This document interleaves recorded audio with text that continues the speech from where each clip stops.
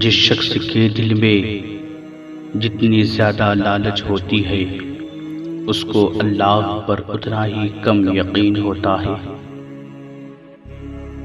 وضو سے شک، قرآن سے عقل اور اللہ کے ذکر سے دل پاک ہوتا ہے۔ اکیلے آئے تھے اکیلے ہی جائیں گے، تو پھر اکیلے رہنے میں کیا مسئلہ؟ کبھی کبھی ہم کچھ لوگوں کو زیادہ مقام دے کر بگاڑ دیتے ہیں۔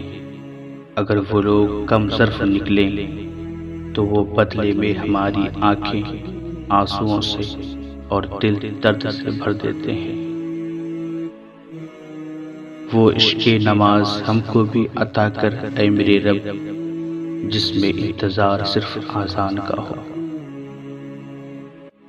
دوست بنانے سے پہلے کبھی کسی کے چہرے کو مت دیکھنا، بلکہ اس کی اخلاق اور چاہت کو دیکھنا، کیونکہ اگر سفید رنگ میں وفا ہوتی تو نمک زخموں کی دوا ہوتی۔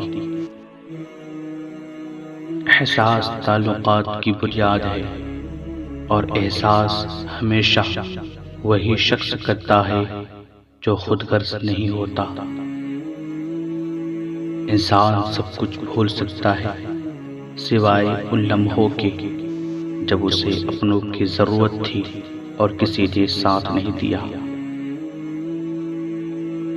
بہترین خواہش تو سبھی کرتے ہیں، مگر بہترین پانے کے لیے بہترین بننا پڑتا ہے، کیونکہ پاک تو پاکیزہ لوگوں کو ہی ملتا ہے۔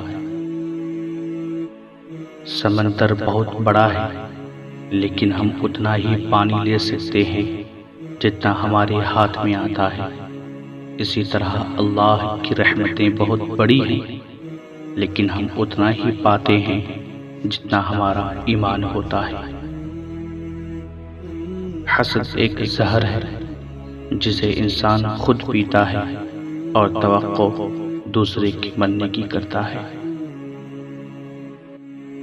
کسی کا دل توڑ کر معافی مانگنا بہت آسان ہے، لیکن اپنا دل ٹوٹنے پر کسی کو معاف کر دینا بہت مشکل۔ ترس جاؤ گے ہمارے لبوں سے سننے کو ایک ایک لفظ، پیار کی بات تو کیا اب ہم شکایت بھی نہیں کریں گے۔ اگر لوگ آپ سے دوری اختیار کر رہے ہیں تو انہیں کرنے دیجیے، کیونکہ آپ کی تقدیر، قسمت، وقت اور زندگی کی دوڑ کسی کے چھوڑ جانے کا محتاج نہیں۔ جنہیں آپ کے ساتھ چلنا ہوتا ہے وہ کبھی چھوڑ کر نہیں جاتے۔